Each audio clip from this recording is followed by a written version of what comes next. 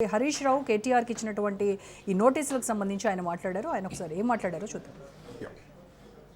అంటే ఇక ప్రజలు నిలదీస్తున్నారని డైవర్షన్ టాక్టిక్స్. నిన్న నాకు సిట్ నోటీస్ ఇచ్చిండు, ఇంకా ఇయాల్లో రేపు కేటీఆర్కి ఇస్తాడు. గంతే కదా నువ్వు ఇచ్చేది, వచ్చిందా? గంతే చేస్తాడు. ఎందుకంటే కేటీఆర్ గారు ఒకవైపు గట్టిగా నిలదీస్తుండు, ఇంకొక వైపు నేను అడుగుతా ఉన్నా, సమాధానాలు లేవు.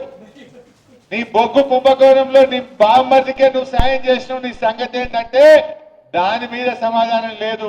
సిట్ నోటీసులు పంపుతుంది, ఇక ప్రేమలేఖలు. భయపడతాం అనుకుంటున్నావా? నువ్వు ఎన్ని నోటీసులు ఇచ్చినా బిడ్డ నిన్ను ప్రశ్నిస్తూనే ఉంటాం. మహాలక్ష్మి ఇచ్చేదాకా అడుగుతాం, రైతు రుణమాఫీ అయ్యేదాకా అడుగుతాం, నువ్వు అవ్వాతాతలకు 4000 ఇచ్చేదాకా అడుగుతాం, నువ్వు తులం బంగారం ఇచ్చేదాకా అడుగుతూనే ఉంటాం. పిల్లలకు ఎస్సీ ఎస్టీ బీసీలకు ఫీజు రియంబర్స్మెంట్ డబ్బులు ఇచ్చేదాకా రేవంత్ రెడ్డి వెంట పడుతూనే ఉంటాం. నువ్వు ఎన్ని నోటీసులు ఇచ్చినా, నువ్వు ఎన్ని అటెన్షన్ డైవర్షన్లు చేసినా నీ వెంటనే పడతాం. అంటే ఇక ప్రజలు నిలదీస్తున్నారని డైవర్షన్ టాక్టిక్స్.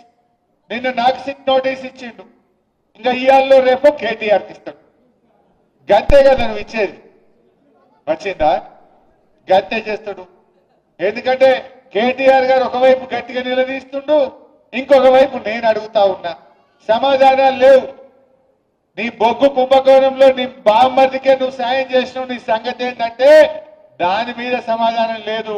సిట్ నోటీసులు పంపుతుంది, ఇక ప్రేమలేఖలు. భయపడతాం అనుకుంటున్నావా? నువ్వు ఎన్ని నోటీసులు ఇచ్చినా బిడ్డ నిన్ను ప్రశ్నిస్తూనే ఉంటాం. మహాలక్ష్మి ఇచ్చేదాకా అడుగుతాం, రైతు రుణమాఫీ అయ్యేదాకా అడుగుతాం, నువ్వు అవ్వాతాతలకు 4000 ఇచ్చేదాకా అడుగుతాం, నువ్వు తులం బంగారం ఇచ్చేదాకా అడుగుతూనే ఉంటాం. పిల్లలకు ఎస్సీ ఎస్టీ బీసీలకు ఫీజు రియంబర్స్మెంట్ డబ్బులు ఇచ్చేదాకా రేవంత్ రెడ్డి వెంట పడుతూనే ఉంటాం.